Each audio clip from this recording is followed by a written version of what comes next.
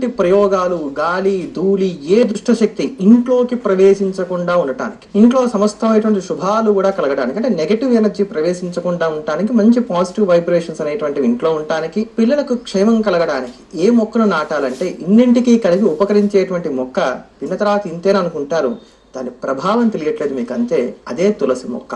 ఈ తులసి మొక్కలు నాటాలి. దీని గురించి అంటే తులసి యొక్క వైభవాన్ని గురించి బృహన్నారదీయ పురాణం కావచ్చు, అలానే బ్రహ్మవైవర్త పురాణం, దేవీ భాగవతం, ఇటువంటి అనేకమైనటువంటి పురాణాలు, మాఘ పురాణం వంటివి, మహాభారతం వంటి ఇతిహాసాలు, అనేక రకాలైనటువంటి కథలు, వృత్తాంతాలు మనందరూ కూడా తెలియజేస్తూ వస్తున్నాయి.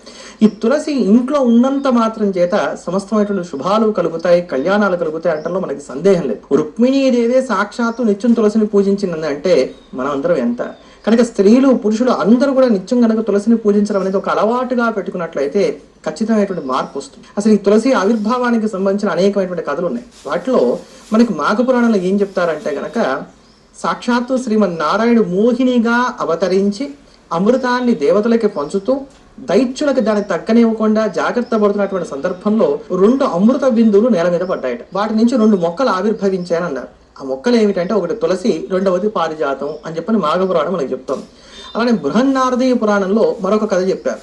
అయితే ఈ మాఘ పురాణాన్ని అనుసరించి తులసి అప్పుడు ఏమైంది, అమృత సమానమైంది. అందుకనే తులసీతం అమృత జన్మాసి అంటూ అనేకమైన స్తోత్రాలు కూడా మనకు కనబడుతూ వస్తున్నాయి. నారద పురాణంలో మరో కథ మనకు కనబడుతోంది. ఒకప్పుడు చెలికెత్తలు పార్వతీదేవిని అడిగారట, అమ్మ తులసి మొక్క ఎలా పుట్టిందో చెప్పవలసింది అని. అప్పుడు అమ్మవారు స్వయంగా చెప్పినటువంటి కథ ఏదైతే ఉందో ఆ కథ ఇప్పుడు మీ అందరూ కూడా తెలియజేస్తున్నాను.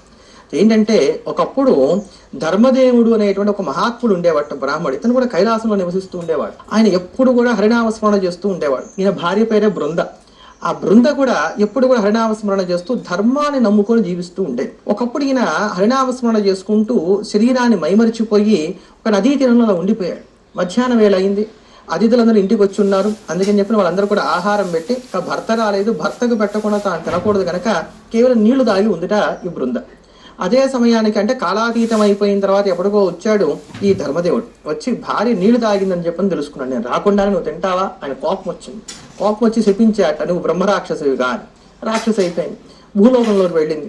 భూలోకంలో కన్నా జంతువుల్ని, మనుషుల్ని అందరినీ ఆహారంగా స్వీకరిస్తుంది. కానీ హరినామస్మరణ, శివనామస్మరణ చేసేటువంటి వారిని మాత్రం ఆహారంగా స్వీకరించేది కాదుట. పూర్వజన్మ పుణ్యవశాన కైలాసానికి చేరింది. ఇక కైలాసంలో ఏముంటుంది? అయితే శివనామస్మరణ ఉంటుంది, లేదా హరినామస్మరణ ఉంటుంది. చెట్లు కూడా శివనామస్మరణ చేస్తున్నాయి. అక్కడ ఆహారం లేదు, నియమాన్ని మాత్రం భంగపరుచుకోలేదు. అలా వారం రోజుల ఆహారం దొరకనటువంటి కారణం చేత మృతి చెంది. ఒకానొక సందర్భంలో పార్వతీ పరమేశ్వరుల విహారానికి అని చెప్పని అక్కడికి వచ్చి ఈ మిలమిలా మెరుస్తున్నటువంటి శరీరాన్ని చూశాట ఈశ్వరుడు. చూసి, పార్వతి అదృష్టవంతురాలు, ఈవిడ ధర్మాన్ని నమ్ముకొని జీవించింది కదా, కనుక ఇవిడికి సద్గతులు మనం కలిగించాలి అని చెప్పని పరమేశ్వరుడు ప్రమదగణాలను పిలిచి ఈవిడ తీసుకెళ్లి కాళిందీ నదీ తీరంలో నాటండి, అక్కడ వృక్షంగా ముడుస్తుంది ఈవిడ అని చెప్పాట. ఆ శరీరాన్ని తీసుకెళ్లారు, అక్కడ ఖననం చేశారు. కాళిందీ నది అంటే ఏమిటి? యమునా నది. తీసుకెళ్లి అక్కడ ఖననం చేశారు ఈవిని. అక్కడ మొక్కగా మొలిచింది శివానుగ్రహం చేత. ఇదంతా ఏనాడు జరిగింది? కార్తీక అమావాస్య నాడు జరిగింది.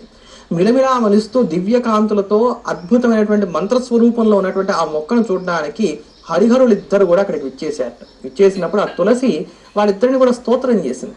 ఆ స్తోత్రానికి మెచ్చుకున్నటువంటి శ్రీమన్నారాయణ అనేక వరాలు తులసి మొక్కకి ఇచ్చారట. తులసి పత్రంలో ఉండేటువంటి ప్రతి ఆకు మీద కూడా నమో భగవతే వాసుదేవాయ అనేటువంటి ద్వాదశాక్షరి దివ్యమైనటువంటి సూక్ష్మంగా ప్రకాశిస్తూ ఉంటుంది అనేటువంటి దివ్య తేజస్సుతో సూక్ష్మంగా ప్రకాశిస్తూ ఉంటుందని చెప్పని నారద పురాణం అందరికి కూడా తెలియజేస్తోంది. ఎక్కడ వాసుదేవుడు ఉంటాడో అక్కడికి దుష్టశక్తులు రావడానికి ఆస్కారం ఉంటుందా? లేదు కదా. అందుకని తులసి మొక్క ఎవరి ఇంట్లో అయితే ఉంటుందో వారి ఇంట్లోకి దుష్టశక్తులు అనేటువంటివి ప్రవేశించవు. పూతనా భయ సంత్రాణ ద్రక్ష యథా హరి తదా సంసార సంత్రాస ద్రక్షమే వంశముత్తమం అంటూ స్త్రీలు నిత్యం కూడా అసలు తులసిని పూజించాలి అని అన్నారు. ఇలా ఎవరైతే ప్రతి స్త్రీ కూడా ప్రతినిత్యం కూడా తులసిని పూజిస్తుందో ఆ ఇంట్లో ఉండేటువంటి పిల్లలకి ఎక్కడా కూడా ఎటువంటి బాలగ్రహ దోషాలు కూడా ఉండవు. బాలారిష్టాలు లేకుండా ఆ పిల్లలందరూ కూడా చక్కగా వృద్ధిలోకి రాగలుగుతారు. సౌభాగ్యము, ధనము, ధాన్యము, ఆరోగ్యము, శోకం లేనటువంటి జీవనము, ధైర్యం లేనటువంటి స్థితి, అభీష్ట సిద్ధి ఇవన్నీ కూడా తులసిని సేవించడం వల్ల కలుగుతాయని చెప్పని ప్రతీతి. తులసి మంజవీర్య కుర్యాధరిం హరార్చనం నస గర్భగృహం యాతి ముక్తిభాగి భవేన్నరహ అంటోంది శాస్త్రం. ఎవరైతే తులసి దళాలతో ప్రతినిత్యం కూడా హరిహరులను పూజిస్తారో వారికి మోక్షం లభిస్తుంది, తిరిగి మళ్ళీ పుట్టవలసినటువంటి అవసరం లేనటువంటి మాట మనకు కనబడుతుంది. ఇలా ఎంతో విస్తృతమైనటువంటి చరిత్ర కలిగినటువంటి తులసి. అటువంటి తులసిని పూజిద్దాం, సేవిద్దాం, తరిద్దాం.